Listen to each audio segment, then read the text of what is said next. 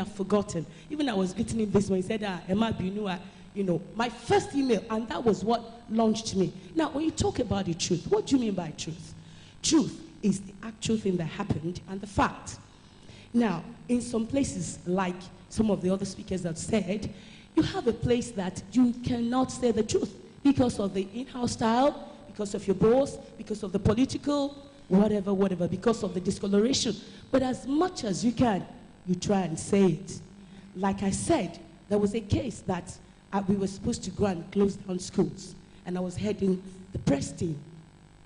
And my boss then, I will not mention the name, felt that I should just have been up and doing and be closing schools. But then I sat them down and I said, see, you're closing schools. What have you done to improve your own schools? And that got me a query. But the truth about the thing is that, and the fact, and what happened afterwards, also have their own freedom. And your freedom stops where another person's freedom starts. That is the key. So now you're talking about respect. Respect. And there's something I also talk about. Patriotism. I listen to CNN, I watch BBC, I listen to them on radio. I don't see them run their countries down the way we run our country down. And I say something. Maybe because I'm of the Igbo extraction. Go and ask journalists who were journalists during the Civil War. There was no place for them to report. Everybody was running in the bush. And so, and we are not all Christiana Anyanwu. Moreover, Christiana Anyanwu will not be reporting her country if her country goes into war. No, she wasn't really. Yeah. Other people will come and report if, you know, we throw our country into war by the kind of things we write. All of us will be running in the bush. So you won't have a job. And so I ask, this story you are going to write, is it going to make or mar Nigeria? Irrespective of what you believe in, your creed, your tribe, your political affiliation, that thing you are writing about, what will it do to Nigeria after you've written it? Are you inciting? Are you informing? Are you liberating? Sometimes some of us incite in the name of informing. And we should begin to read in between lines to know the difference. I tell, anywhere I see journalists gather, I ask them. One asked the Igbo people who were journalists during the war if they had a place to write. Most of them even became staff of Ministry of Information after the war. They were too rustic to continue the profession. So those are the things we should have at the back of our heads. Yeah, we're talking, because you work in, you're an investigative journalist. I work with investigative journalists. Yeah, you do. When you're investigating, you know, you are out there gathering information, you're out there gathering facts. What fair methods are you to use to obtain the news, the photographs, you know, that you need, the documents? Is it appropriate, for instance, you're investigating a case, is it appropriate for you to use underhanded methods such as invisible microphones? You know what I mean? Invisible microphones, or you take pictures without their consent. Because I watched a documentary recently, and this person went undercover, went into the hospitals, Lagos hospitals, and these people didn't know, but he was filming them. And then he put their faces out there and put it slap there on social media. So you could watch it, you could see the faces of these people, but these people did not know they were being filmed. Is that right? Is that appropriate? Is it fair? Okay, so that question comes up. This is what is taught in our school at the organization. What we say is that as much as possible, that undercover journalism should be a last resort. It shouldn't be your norm, like you are always undercover. However, the question to ask in journalism is the public good question. There are times when there is no other way to get the story out except you go undercover. And that's why I started that. Don't make it a norm. Don't make it what you would always do. However, there are times when the story cannot come out, except if it was undercover. So I am not sure, especially for people who do, for the print journalists, it's probably easier to go in on notice, ask questions. But for people who are in the broadcast industry, we found, for instance, in our award, we've done the award for 10 years now. And for a period of 4 years, we had nobody win from either broadcast television or broadcast radio. Part of the reason is laziness and the fact that it's just broadcasting in this age, sometimes it's just about fine voice and a nice face. The thoroughness is going down, especially in broadcasting. So that is partly the reason. Another reason is that it's not easy to appear with all that gadgets unnoticed. It's not easy that you're carrying a camera and you're carrying all of that and you just get in there and nobody sees you. The print journalist can appear with a pen and a paper and get a small midget and the work is done. But you are quite obvious. You're quite obvious. So it makes broadcast physical proof. Yes, it makes broadcast investigative reporting for broadcasters quite difficult. However, we still do not subscribe to just as a norm, always doing secrets, whatever. We do not subscribe to it generally, but when it is overall public good, lives, people are dying, nobody will do anything, nobody would save them, then perhaps. Okay, so we are almost rounding up this panel, but I want to ask the audience a question. How many of you have been victims of plagiarism? You know what that is, right? When someone steals your work? How many of you have been victims? Or how many of you have stolen? How many of you have stolen? Really? You have? Okay, fine. You're going to share your experience with us. It's good that we have someone who is actually very honest. When there's a call for questions, please, if you don't mind, you come and share your experience. But I want us to talk about that, plagiarism. It's on the rise. You know, recently we know what happened in America. I don't want to go too much into that, but it's really, really on the rise, especially on social media. You find people write articles and they do not credit the original. Well, I wouldn't say write articles. They post articles and they don't credit the original writers.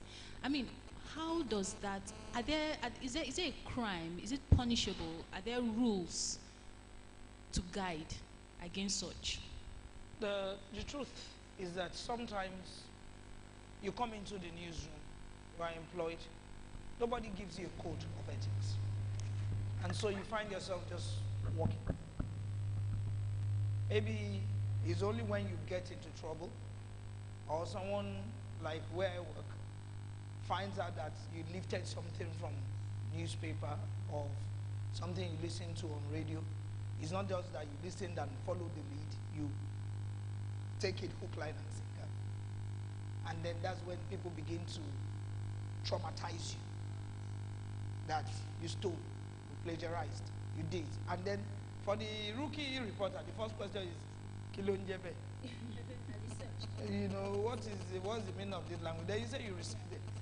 For me, what I ask is that when you wrote your thesis in school, did you credit the people you took their quotes, part of their work? And the person says, yes, I did. And I said, same for journalism. Absolutely. If you have taken something, or even if it's a phrase from someone, some people don't forget, like what you said. It just took a smart person to say, wait a minute, this statement sounds very familiar. I've heard it somewhere before. I heard it somewhere before.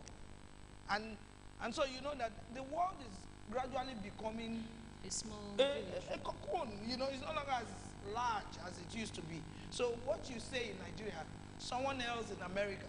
I remember when I was doing my master's in the UK, you'll find some people who go to University of Lagos or Ibadan to lift someone's master's thesis. And some of those lecturers will tell you, I've seen this thing somewhere in Ibadan. Shouldn't such journalists be made to pay a levy or something? Shouldn't they face some form of, punishment, right? Yeah. Well, we get, you know, when you have not Yorubas will say, "Ìlú tí ò lófin kò ṣẹ̀ṣẹ̀."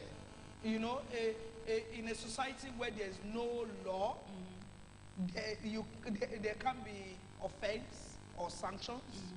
So first we have to go through the process of telling our people that it's a crime. For some people, this thing that you just mentioned happened in America, that they are taking seriously. Nigerians are finding it funny. And the sounds are like, because we don't know. So we have to go through the process of telling our people that it's wrong to lift without crediting. You can lift. You can take something from someone, but for crying out loud, let people know that this person said this. And so... I mean, it's just ethical. Yes, it's just ethical. So we need, on ethics, we need to re-engineer our brains. Start to talk to ourselves. Even the old brigade. It's only when the old brigade is well grounded in issues of ethics that we can pass it down. You don't pass down what you don't have. And some of us are as guilty as the young ones that we're talking about. All right, so let's post home now.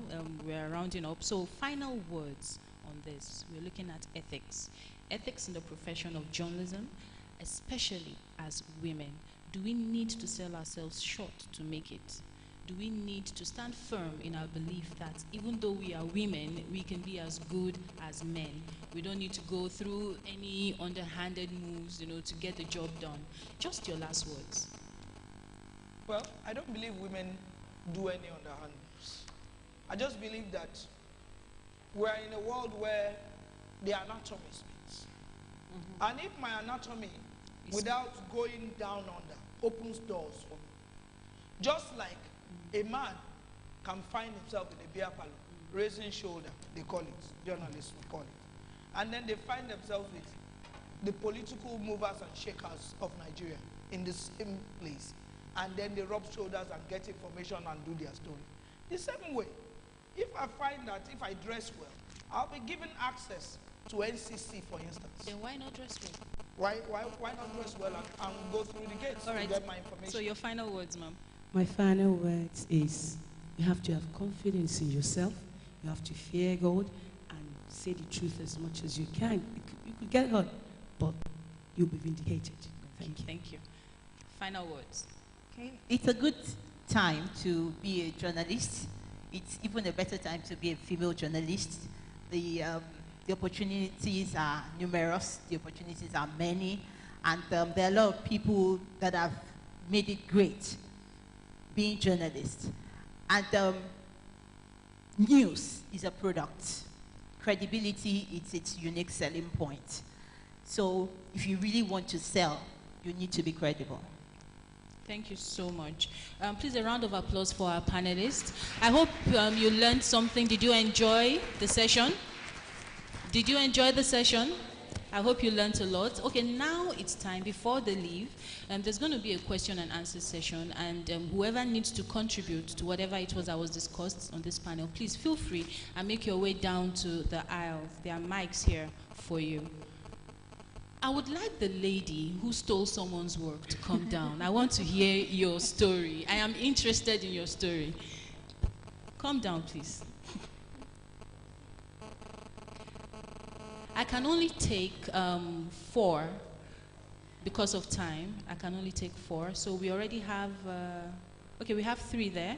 Good. We have 1. 4 already. Okay, she's the exception. 5. So go ahead.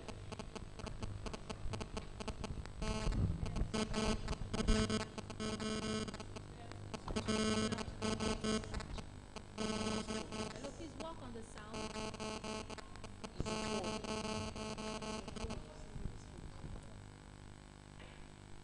Go ahead.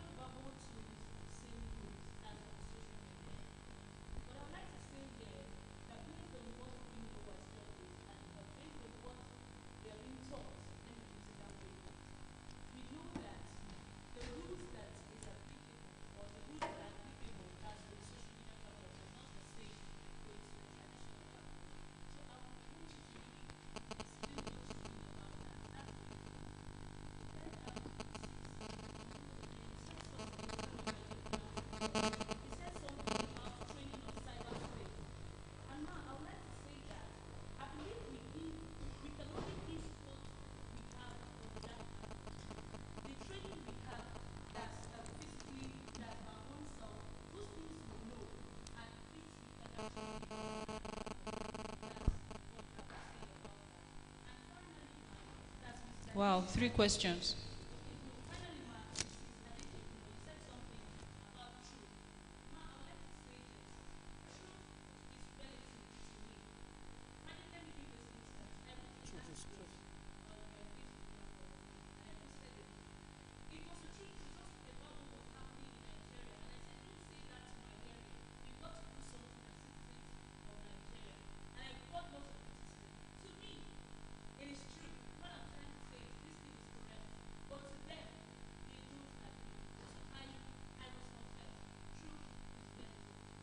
All right, thank you. Quickly, she addressed each one of you. What I said about trading on cyberspace is that there are a lot of online trainings for you as a journalist, even for you as a female journalist. So when you go online, instead of just looking out for fashion and all that, you can do that. Also search for training opportunities.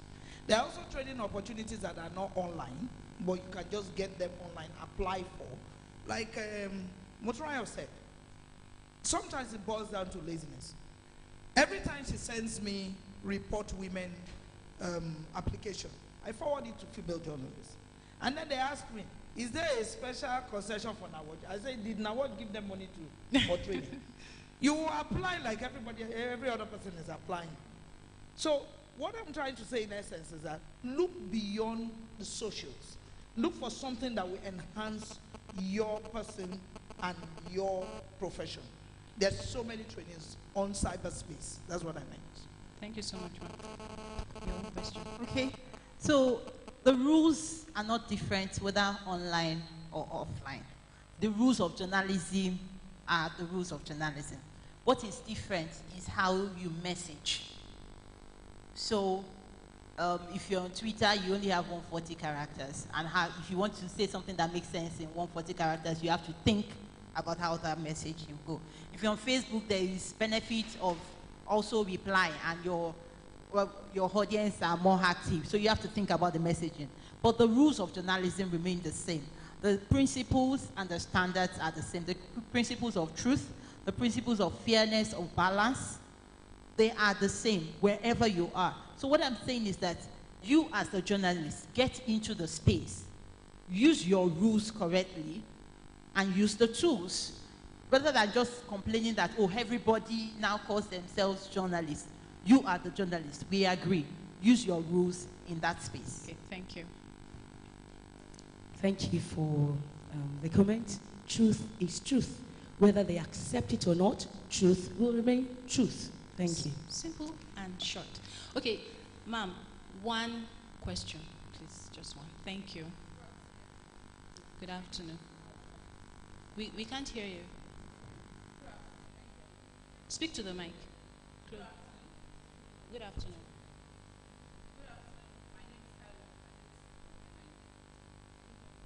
Go ahead. Yeah, go ahead.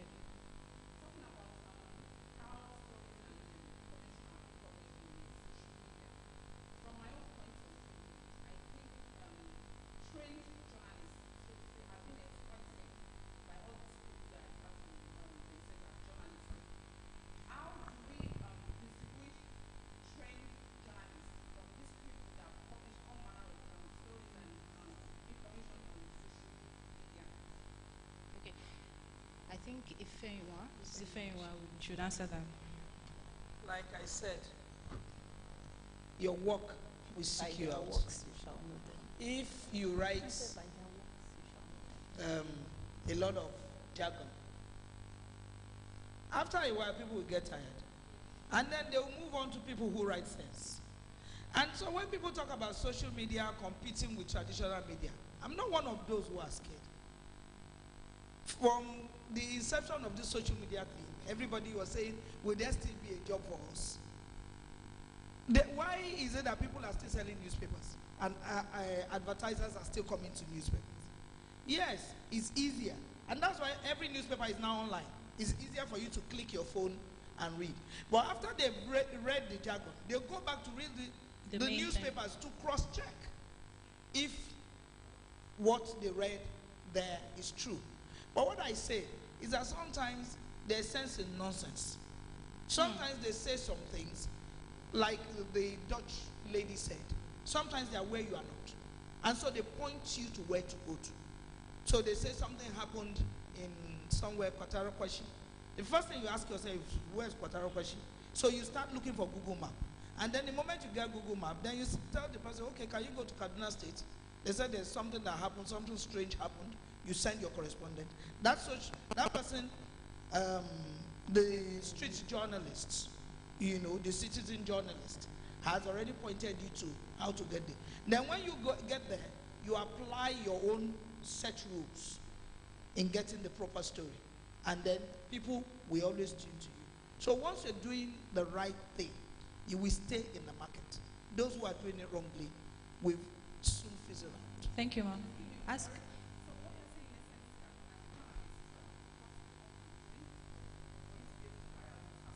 You have to follow the rules, ethics.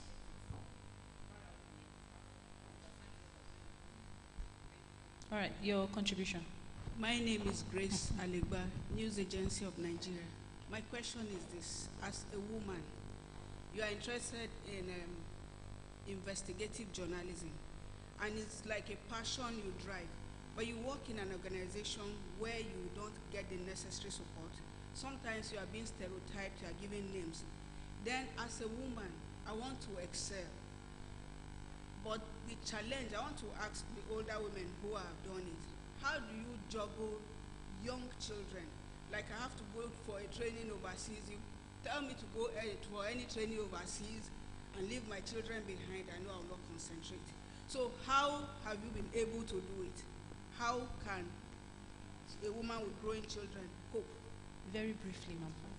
No, you should answer it. You investigative journalism. How said older women. Okay, so let me use, I work in an organization and I lead the organization. So, and I have children, so I can relate to what you're saying. So the first lecture that I organized on my own was in 2009. I'd done one in 2005, but I did it in a group. And that lecture held 2 weeks after I just had a baby. So I was in this hall, it was held in this hall, and that baby came with me to this hall to do, because as I left the labor ward and got back to my bed, I put my system closed and I did my work. My mother says something in Yoruba. That means you don't get pregnant with your legs. So thankfully we are in Africa, where we also have the support system of family. I think the people in the West have it worse than we do, because they don't have that support system. So you are where you can call an aunt or a mother. This is what I have done. Now my mother has passed on, so there's no mother to call. But I still have extended family. I still have my mother-in-law, because I do not think she's a witch.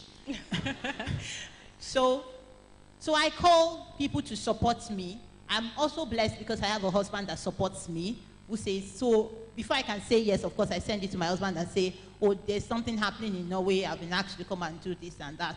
I say, okay, can I go? Well, so when I get that yes, I move. These children are going to grow up. We have to do our parental roles. But you see, the people who do not have parents have grown up. They have done well in life. So yes, we have to be mothers. We have to do our parental role. But you also have that duty to do. And it's more than a paycheck.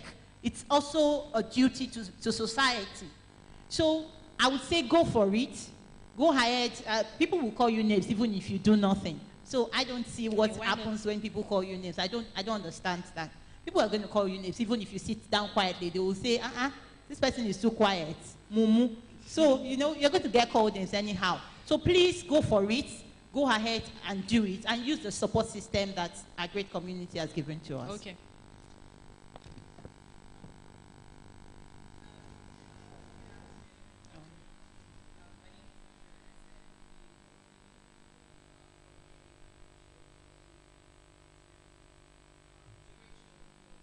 Hello, Santi. No, she will pay us. for the advert.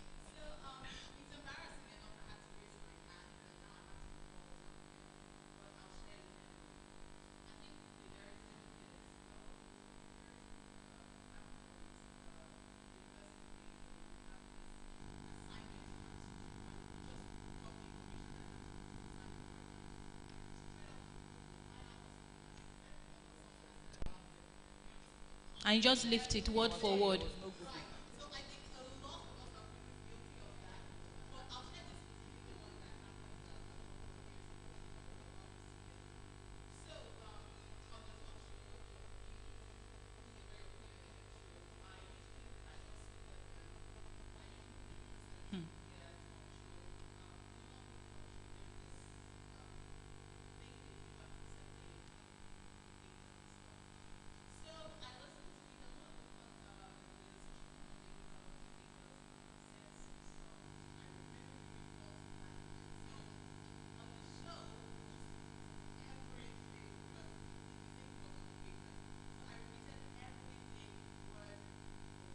You didn't give credit.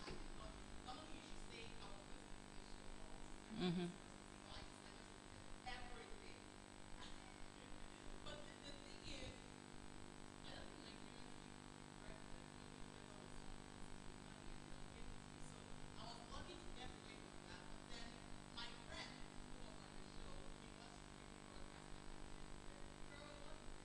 You copied, you stole. Thank you for sharing your story. Thank you. Sorry, you have a comment? Okay, all right, go ahead.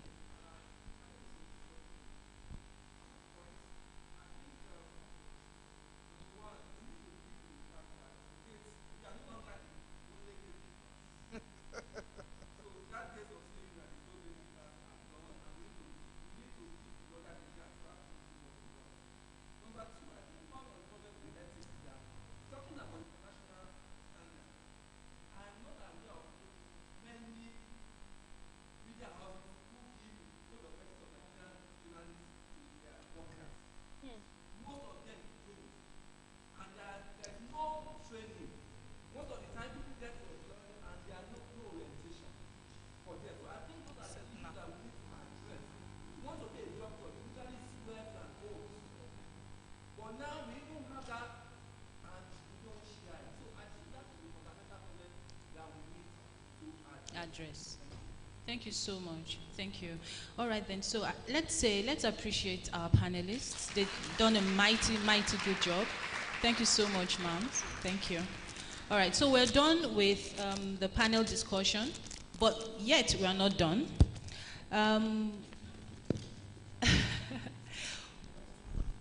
Okay. Picture time. Sorry.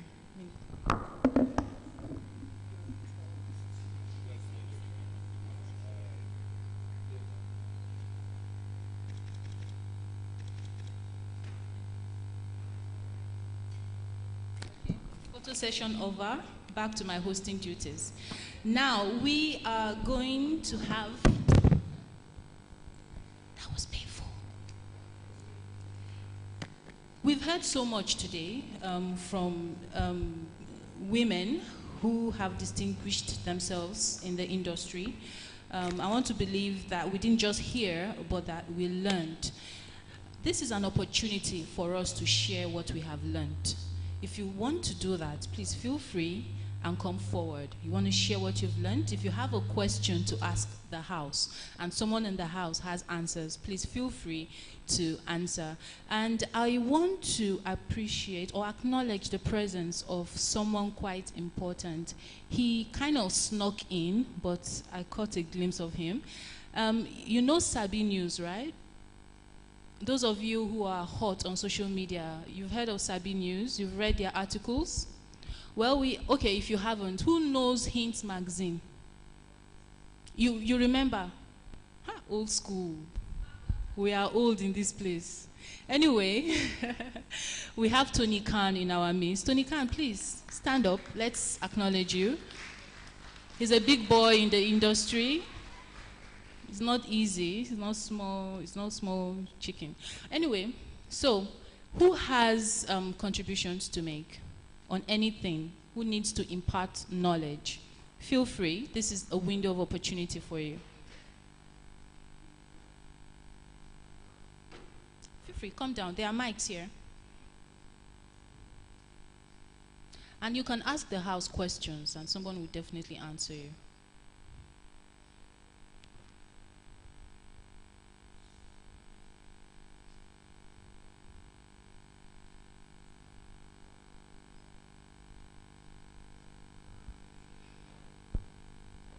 Is she the only one? Anyone else? Oh, you have another. Okay, when she's done.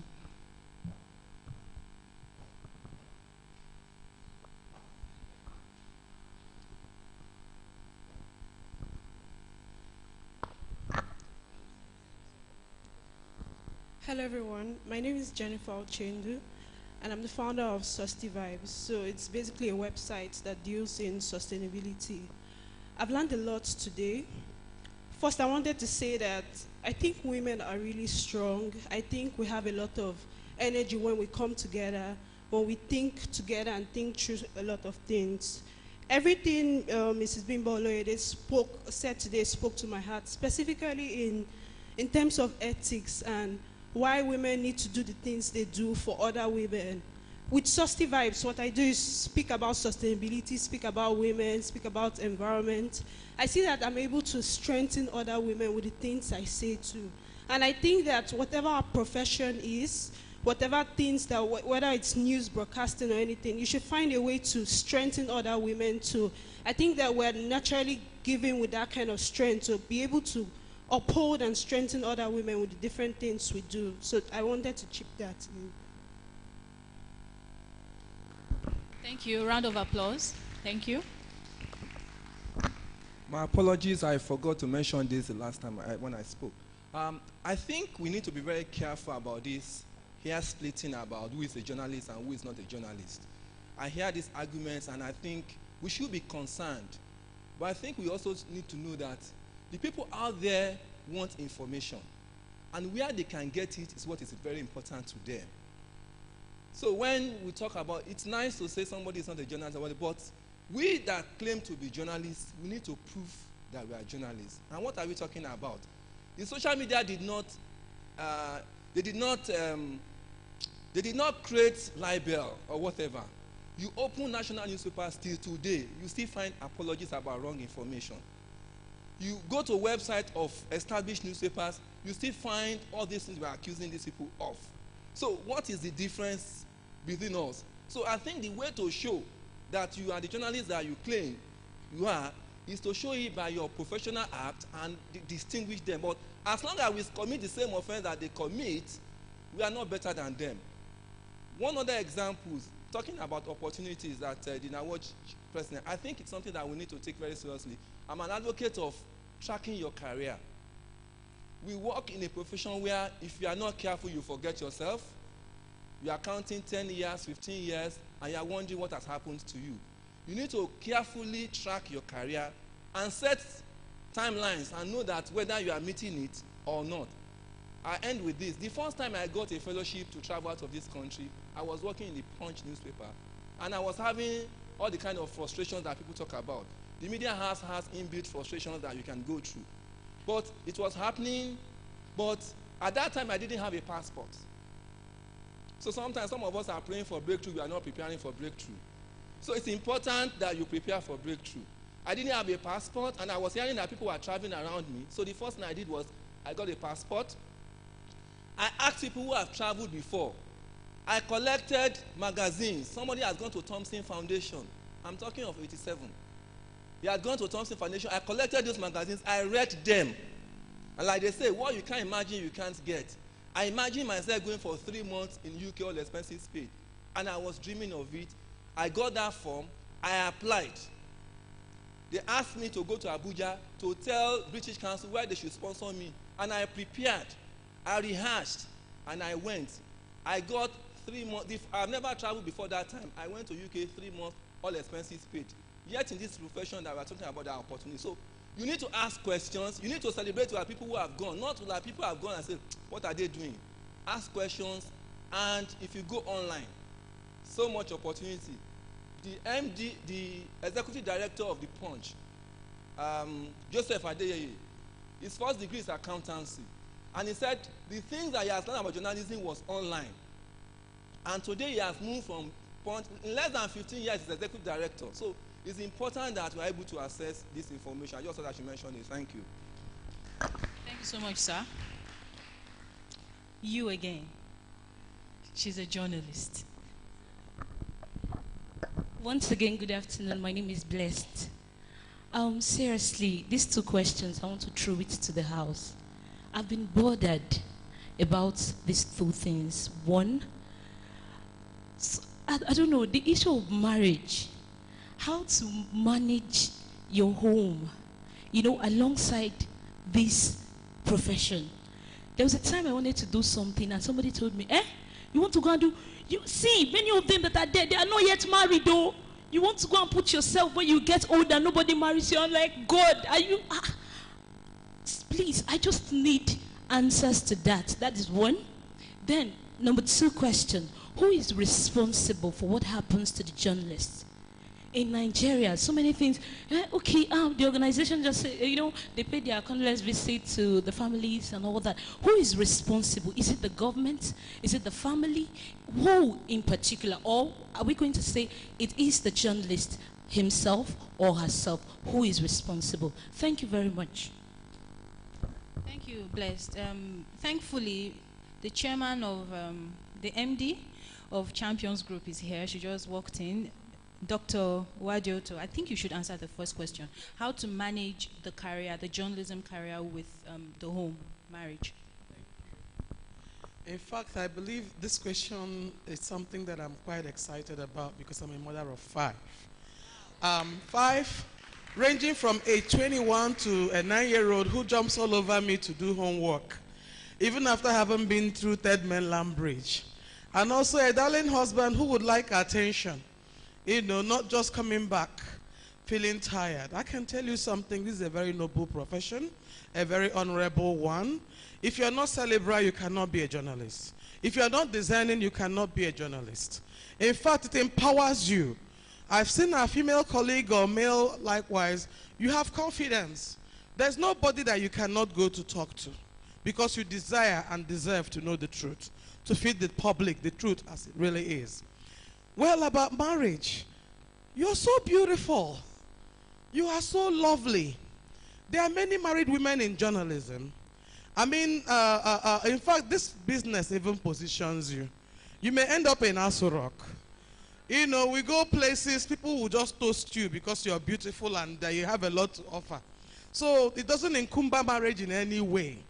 The challenge is a single person in any profession. It's just like saying, because you're a lawyer in those days, they'll say, no, don't marry a lawyer. She will she'll be very bold and she will be domineering and intimidating. No, it's not true. Those are fear. Some people are intimidated by the prowess of a very brilliant woman. I think you should be confident. You are so lovely. In fact, I wish my junior brother could come and marry you. You know. So I hope I've answered all the questions. Thank you so much.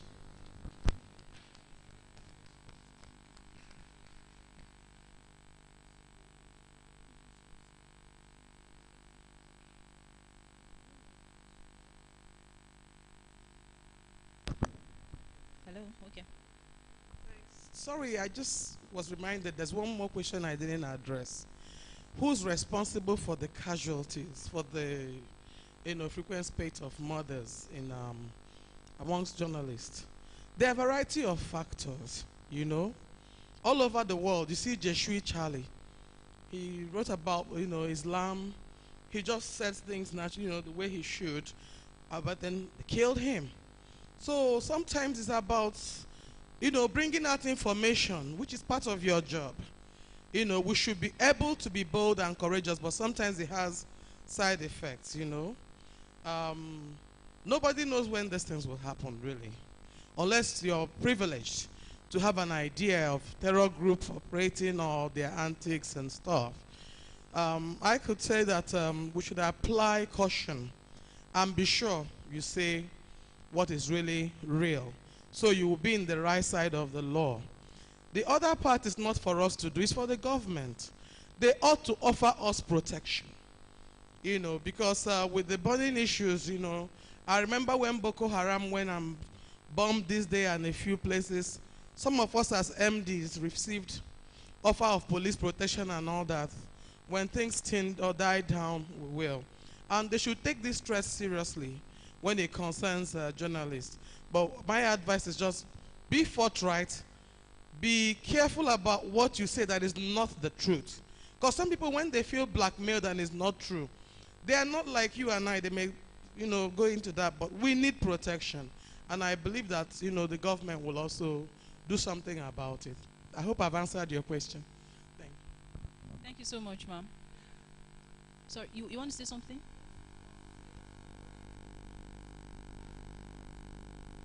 Can you hear her?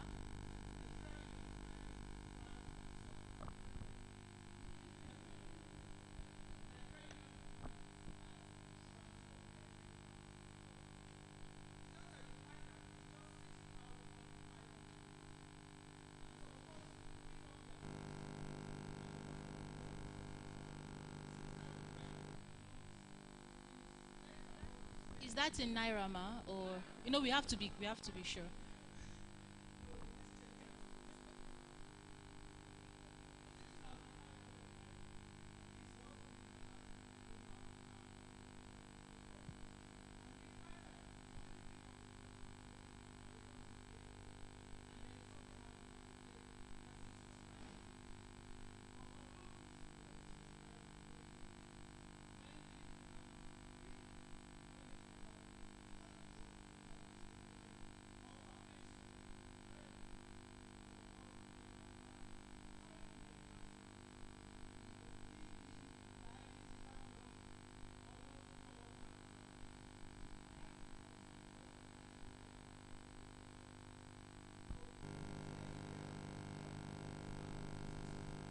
That's commendable. Thank you for sharing that with us, ma. You wanted to say something, Tolu? I just wanted to address she's addressed it about the NUJ. Companies also, depending, will have insurance schemes. And for investigative journalism, it's one of the things that's affecting us, because I remember after the Channels reporter was killed, there were a lot of questions asked as to what would happen to his family. Whether you're a journalist or not, this is 2016, you should have some kind of insurance policy for your family, outside of whatever your office or organization or whatever kind of work you do has. That's just the common sense of it. There are small premiums, there are large premiums, but everybody needs to know you should take care of your family, regardless of even if your employer does it or not. That's one. Secondly, or firstly, about her first question, you have to be careful. You'll never know one person. I've been married a few years now, and I still learn things about my husband every single day. But I also married a man who supports me. You'll never know somebody 100%, but be upfront with them. Don't make the mistake of hiding your ambitions of your career, because then the next thing they'll tell you is you've changed. You were not like this when I knew you. If this is what you want to do and you intend on doing it to the fullest, be honest about it and see if you can put a support system in place. I go to events and I get home at 3 a.m. and I have a daughter. She's a year and a half old, and I'm not worried. My husband can be at home. I have plans of traveling in September. I'm going to be gone for a week. Guess who's going to be home with the baby and the nanny? My husband. So you have to also be sure that your ambitions are being met with somebody who's willing to help you fulfill them. Support system on both sides of the equation. You'll never know anybody 100%, but sit down and have real conversation. In 5 years, this is where I see myself professionally. Are you willing to support me in that? Are you going to be part of my success or not? If not, then you decide, is this somebody you want to spend the rest of your life with, who's going to eventually ask you one day to choose them or to choose your passion? Thank you, Tolu. Anyone with another question, comment? Okay, Mr. Tony Khan, could you come up, please? I want to put you on the spot. I have a question. You are an employer of labor in the industry, so we need to ask you some pertinent questions. Please, have any question, ask him. On social media, on writing, he would answer. But I have one question for you, though. You're a man amongst women. I mean, blessed are you. Blessed are you. Okay, fine. You started Sabi News. What prompted you to start Sabi News? And this question I'm asking on behalf of those who are looking for a platform, you know, to display their literary skills, but do not have one. So what prompted you to do that?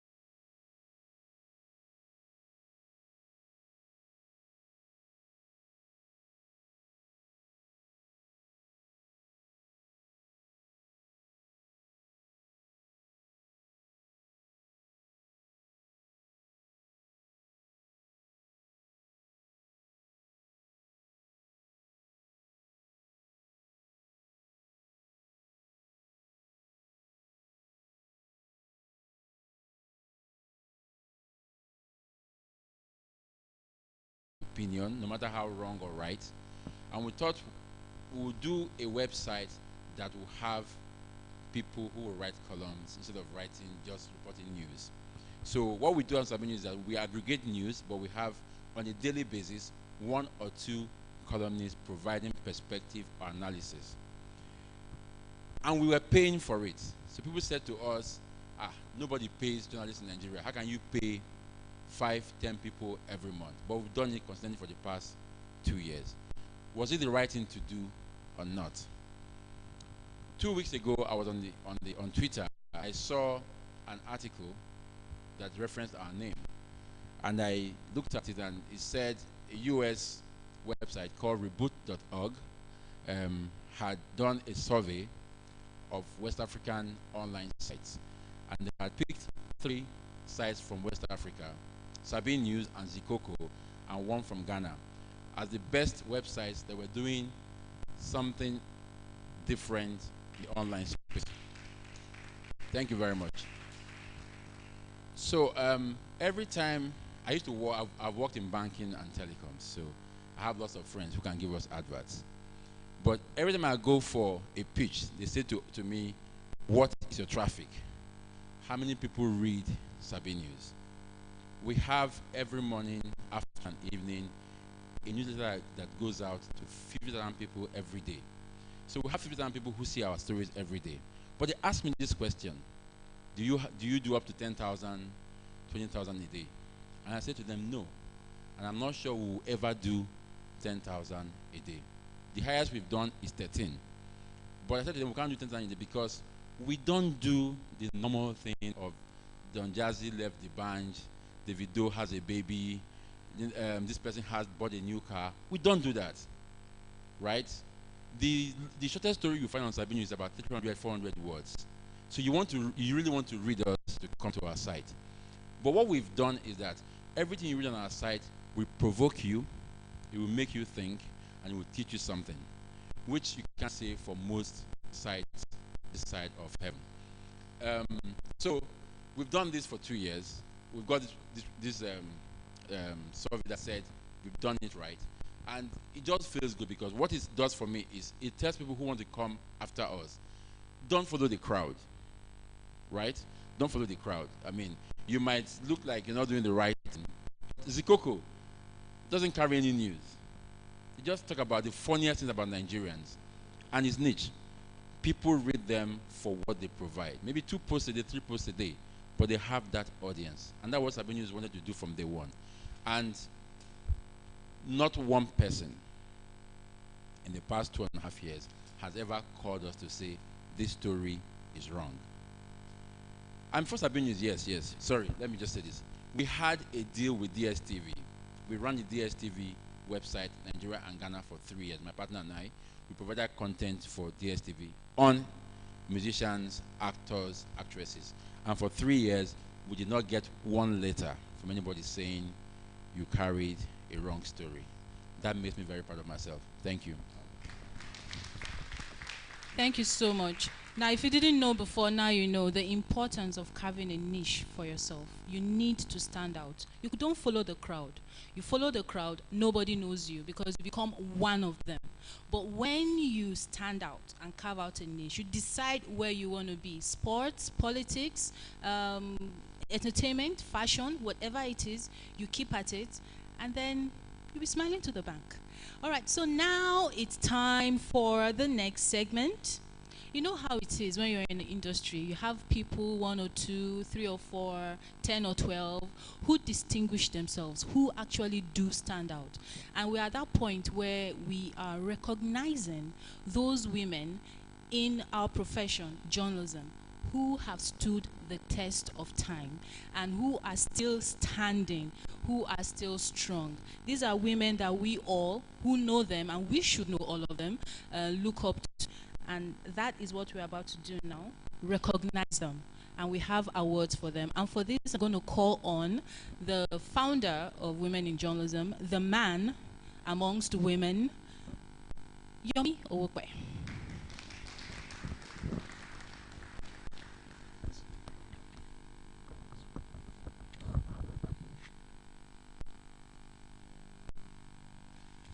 Thank you so much, Chris, for the fine job you're doing. Can we give Chris a round of applause, please?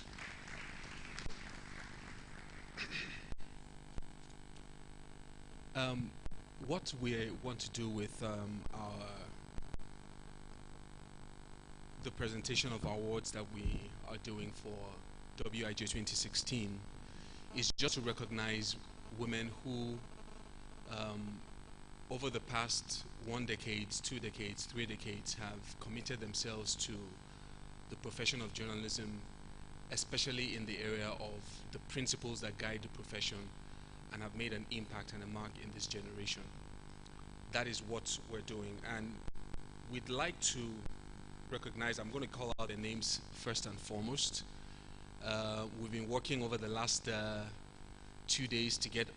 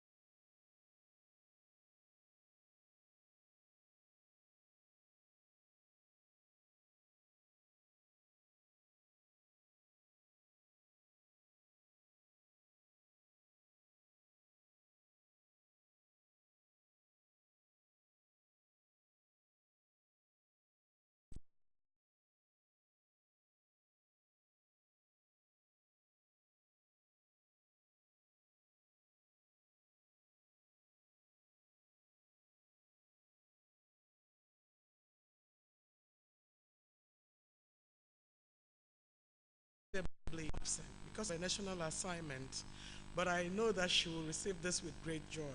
Thank you so much. I'm grateful. Next, we have the President of the National Association of Women Journalists, Mrs. Ifeanyi Omowole. Let's give her a round of applause.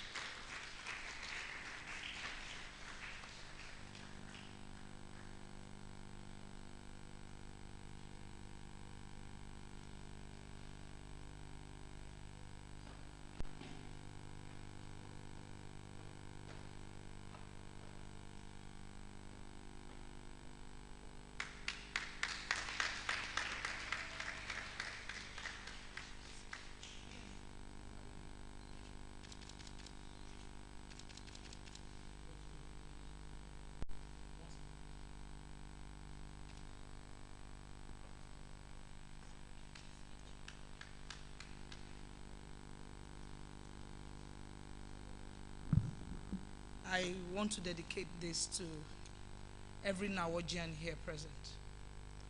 I proudly receive this on behalf of all Nawajians and on behalf of all those who have subscribed to the Mowe Housing Project.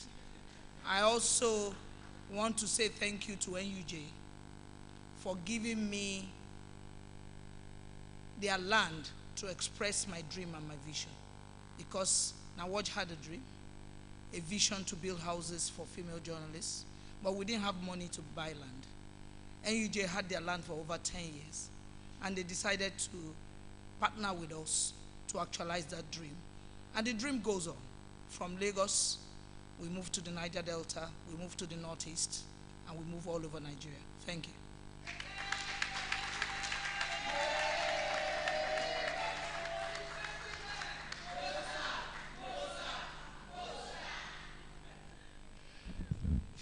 Finally, for this set of awards, please, I would crave the indulgence of all our other awardees who are still here to give us another 30 minutes or so for the others to arrive. We have Ms. Agatha Amata for her contribution to journalism profession and dedicated service to humanity.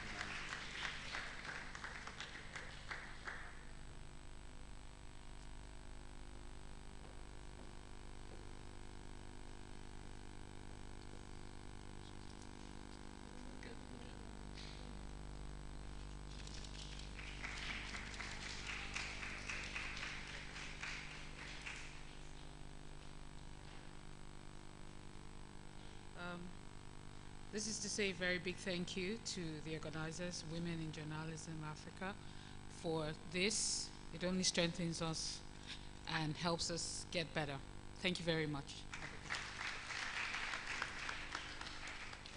Thank you so much for honoring all our awardees with us. We're very grateful. Thank you.